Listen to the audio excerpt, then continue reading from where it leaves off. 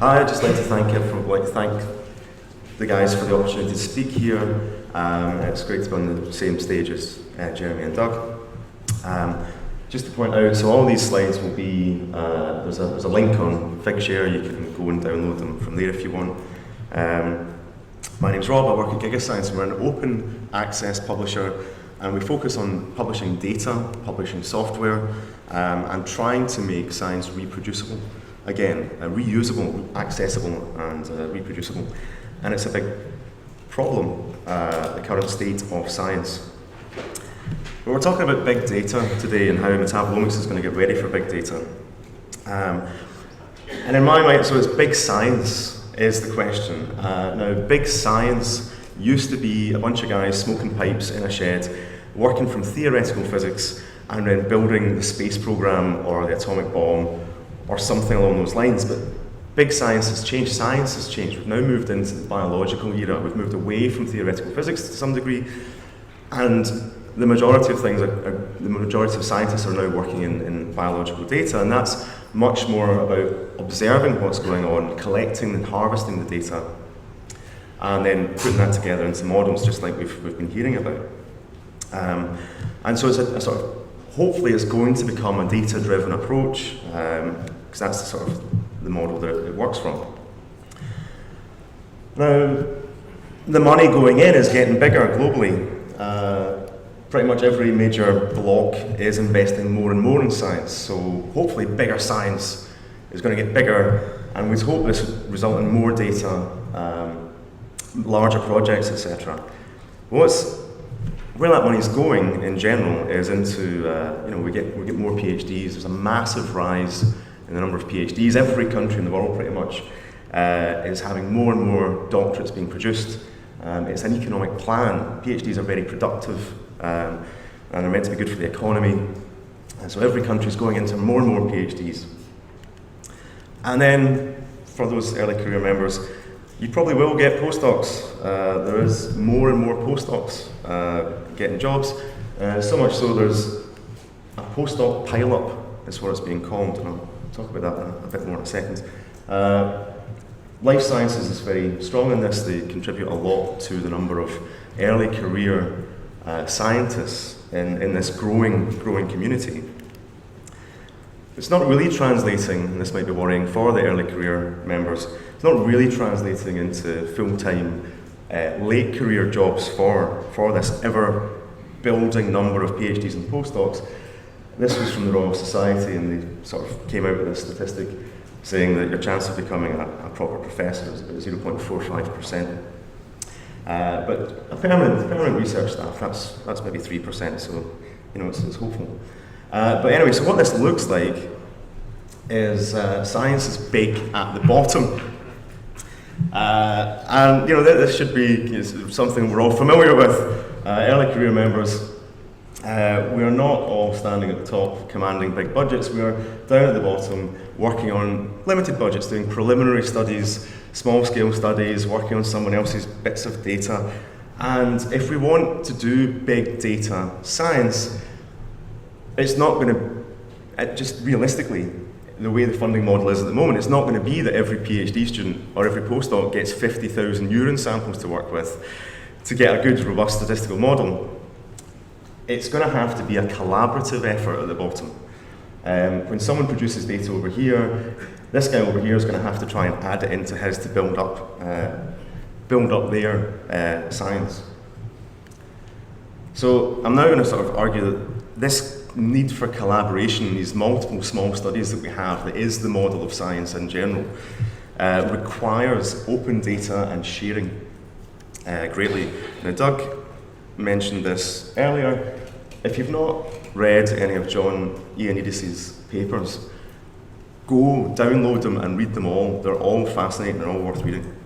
This was a controversial one they came out with, I think it was 2005, why most published research findings are false, and he points to a variety of reasons. And it's not that he's saying that everyone's fraudulent, although some people are, sadly, but it's more about subtle biases that can creep in. Researchers maybe just don't spot their own mistakes. Reviewers maybe can't spot the mistakes because the methods aren't explained in enough clarity. There is just the publishing model for science is horrific from a statistical point of view, in that you're only going to publish if you've got a positive result. There might be multiple groups that are doing the same, working on the same problem, but if only the positive one gets published, it looks good, but you're missing out on all these other tests that have shown that it's negative. So anyway, there's a huge scope for errors to creep into the current science model. And when you try and reproduce someone else's work, you find out that you can't, quite frankly. This was some microarray reproducibility study, and over 50% of these papers couldn't be reproduced. And what I want to point out is that the main reasons for lack of reproduction was the data is not available. That's what this one says here. The software is not available, it's up in this corner. The methods are unclear, it's here. You do reproduce it, but you get a different result, sort of thing. And even the ones that can be reproduced, it's mostly in principle or a little bit or kind of. And so sort of there's a lot of, as I say, there's a lot of room for error to creep in the current science model. And this happens with software as well. It's not just data production papers. Software, this is a great systematic study by a group in Arizona. And they took in a whole bunch of software papers from the, I think it was artificial intelligence field, hundreds of them. And they tried to contact the authors. If they couldn't get enough information from the paper, they tried to contact the authors. And quite often the authors didn't respond, that's over here. Or they responded saying, no, we're not going to help you with that. Or they couldn't find the author's details, the author had moved on or something. And there's only so many that they managed to actually kind of get to run. It's about 20% or something. Is that right? Yeah, about 20% they actually managed to reproduce. This quote was an example of a good response from an author, which if you work in scientific software, you know about this sort of thing. The good news is that I was able to find some code. I'm just hoping that it's a stable working version of the code. I have lost some data. And then the bad news, because I don't think that sounds terribly good, but it's very common. The bad news is that the code is not commented and or clean, and I cannot really guarantee that you will enjoy playing with it. And this is a sort of common state of science today, really. So Ian just came out with something at the turn of the year where he was trying to be a bit more positive. So he's trying to say, well, it's still a really bad setup. 85% of research resources are wasted, which is horrific. You think this is public money normally that's going into public good, and it's all being wasted mostly because no one else can use your work. They're just using it as a guideline. You advertise what you did for a bit of kudos for you, and then other people use it as a vague guideline for them to work on it as well.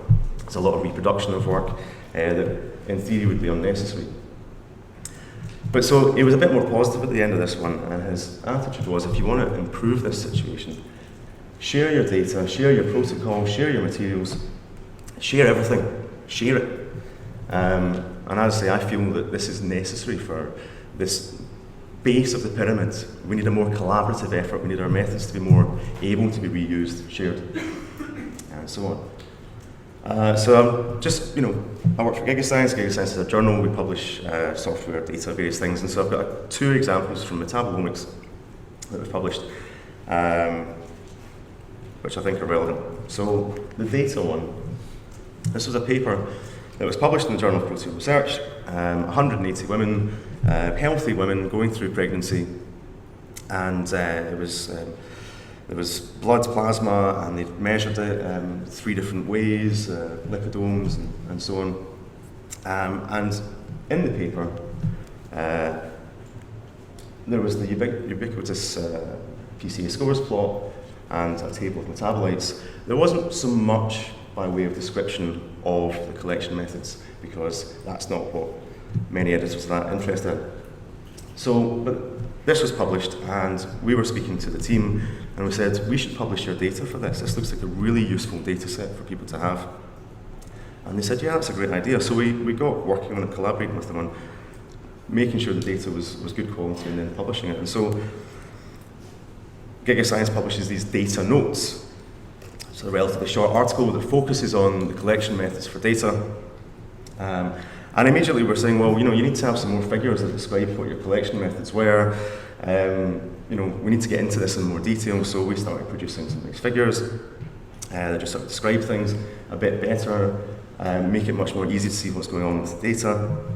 And we work with the ISA guys and the Metabolomics guys as well. And so we're trying to get everything into ISA tab format. And as we were doing that, I was doing the ISA tab format for them. And so I'm trying to speak to the wet lab guys and saying, so can you just tell me, what was the run order? What was going on with this? And I've got your CSV files and I can't really work out what's going on. So we start to develop more figures to describe what's going on with the data that are sort of much more in depth. And we've got your 3 modalities and the number of batches and where the QCs were. And all this has been summed up with, we had 180 samples and we ran it through 3 modalities, basically. But so we're sort of developing, sort of going into the data more and more, getting it into the ISA tab format. And then I said, can you clarify for me? It all looks really, really good. You've got your QCs at the start, you've got them regularly all the way through.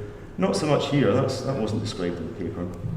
But up here, this is all randomized, but can you tell me a run order for this? And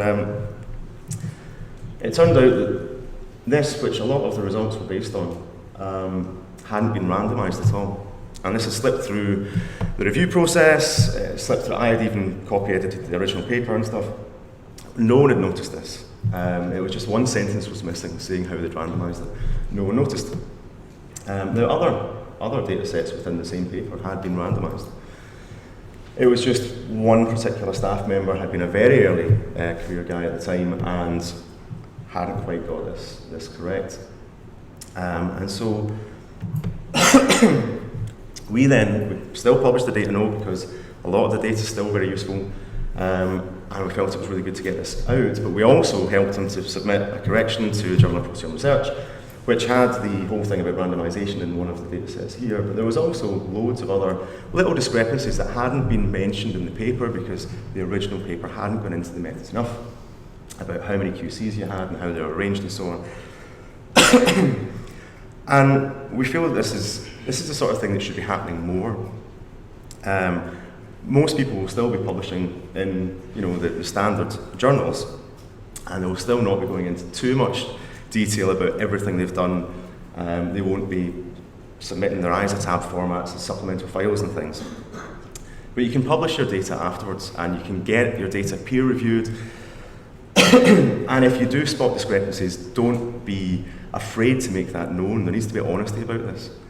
And so we feel this is a sort of useful process. A key thing would be to release the data prior to peer review. That's why our peer review process was able to pick up on these discrepancies, is they had the data to play with. So that would be really useful. And I would advocate you should all be putting your data into metabolites in ISATAB format. It's the standard at the moment. Metabolites it's been going for several years and it's just reached 101. It's just jumped over the 100 mark for a number of data sets in it, but as many of you as you can should be putting your data into this format at least, so that it brings much more scrutiny to what's been going on. It's a much easier way of sharing what's happened. And it's just a simple file that can be put as a supplemental file wherever you publish. You don't have to publish with us to make this sort of level of information available. But you should expect and accept updates, and you shouldn't get too defensive about your work because everyone makes mistakes and your data's still useful and what you've done is still useful. And what we did, we released 3 modalities in this one paper. They'd only published 2 in the original work because one of them had shown some negative results, and what's the point in sharing that with anyone? So you should be sharing your negative data because in this collaborative model of science, even negative data can help someone else have a bigger science data set. So that was my open data message, make your data open. Now moving on to the software, which, as I pointed out earlier, is highly non-reproducible, non-reusable by other people. I used to work at the Viant lab in Birmingham, and we have quite a well-developed pipeline. for Metabolomics. And so we've just been trying to publish this. It's in review at the moment. And you know, this pipeline's quite convoluted. We've been doing it for a long time. We have MATLAB parts. We've sort of tied into Windows for some of the hardware stuff. We're using R, XCMS for LCMS processing now.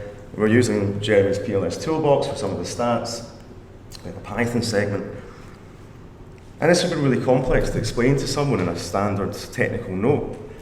And even if you could explain it well, it would be really hard for someone to install all these parts, make sure every dependency was up to date and so on. And so we've tried to go out of our way to make it an accessible, reusable software pipeline. One of the ways we've done this, Doug mentioned KNIME earlier on as a pipelining software. We've been using Galaxy, and this is what Galaxy looks like. This is our GUI, I suppose. So it doesn't matter, it can take the R code, it can take the Python code, it can take the MATLAB code, wrap it all up into a unified, easy to use, intuitive system. For anyone that's not used it, you get your tools appear on the left hand side, you can select them, change your parameters in the middle, press play, and then it will build up a history of what you've done on the right hand side. So it's very, very intuitive to use. One of the good things is that your history, which includes all your parameters that you set, all the middle intermediary data sets that you've produced, you can download that and share it. And at GigaScience, we would just publish that alongside. We've got a database that we put all these things into. You can download the whole workflow and put that as a supplemental file in any journal, or you should be able to. And then anyone else that has Galaxy can just upload that in, and they have your full, or every parameter, everything that you did, recorded and able to be reused. It can help with visualizing what's been going on. This is a bit like KNIME's workflow screens. And again, you can sort of play around with it, and from this view, you can play with the parameters and see what's been happening. Sorry, my throat's really dry. So we think that Galaxy is a really good way for sharing software and tools and workflows. We've gone further than that. You know, it's all in GitHub, because that's kind of a standard these days for ease of access. It's in Galaxy, which should be ease of use, ease of reporting, ease of adaptation. It's really easy to add more tools into these pipelining softwares. But because not everyone's able to install these things very easily, not everyone's a sysadmin, we've even put it in a virtual machine, so that you can just download the virtual machine file and run it on your own computer. And it's all set up, and we ran all the analysis, even the test data sets, ran it through on the virtual machine. So it's all there, encapsulated, a freeze frame snapshot that is entirely reproducible, or at least it should be. So we've gone to all these methods, and that's kind of our message of what you should be doing in software to help big data, to help the sharing collaborative model of science. You should make your software as accessible using all these different approaches, as accessible and reusable as you can. But so despite doing all this, we were quite proud of ourselves at this point. And it's in review at the moment. And one of the referees said this, and GigaScience is an open peer review, so all these comments will have a DOI, and so I'm not giving anything away by putting these up. There's quite a lot of comments here. Basically, the take-home message is because we're using MATLAB in our pipeline system, and MATLAB costs a lot of money, and a lot of it is closed source. There's licensing issues. It's not so easy for sharing, and we're using the PLS toolbox, and there's licensing issues, and so it's not so easy for people to just press play and run our virtual machine. They have to buy the MATLAB license, they have to set up a license and so on. They said, if this was a genomics paper, they would say, probably don't publish it. Because in genomics, the standard is for everything to be completely open in Python and R. But Metabolomics, according to this reviewer, said, I do believe Metabolomics is a bit behind the curve on all this. And I'd sort of have to agree a little bit. And is more expecting to use proprietary software that costs thousands and thousands of pounds and is much more closed. So because you've gone to other lengths for the virtual machine and various things, it's still a good paper, you should publish it. But this is a bit of a challenge. I mean, this is a discussion panel, so I'm hoping to sort of rile up a bit of, this is Jeremy here from Eigenvector.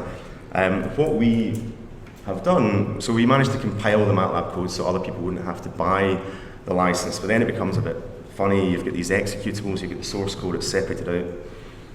What we eventually did is we removed the PLS toolbox analysis because it was we were just doing standard PCA, it was fairly easy to do that in MATLAB anyway, so we just removed it. And we're going to be working towards a MATLAB-free system in future. And that's kind of the, reviewer said it's bad, and we're trying to change our ways. So it's sort of antagonizing Jeremy in the corner there. But yeah, so that was our solution. And these are things to think about. Partly because in the collaborative scheme of things, the global big science world, you've got to also think about the researchers in China, the researchers in India, the researchers in Africa, the researchers in South America that don't have £3,000 to spend on a MATLAB license, the toolboxes, and so on, and just to try and run your system to see if it works. And so free, open means that you're doing bigger, more collaborative work, arguably. So yeah, for open source, we would say, use all the tools for sharing, installing, reusing. Make it as reusable as possible. That's the thing. And yeah, I agree with the reviewer, quite frankly. Don't use proprietary systems. Do it in Python or R. There's loads of packages available. Other science communities have moved on to that model a long time ago. Metabolomics could do with catching up. And this all works towards increasing interest, reuse, and citations, which is kind of what drives us, right? And so I apologise to Eigenvector there for this. But yeah, so that's the end. That's my rant over. And so I'd like to say thanks.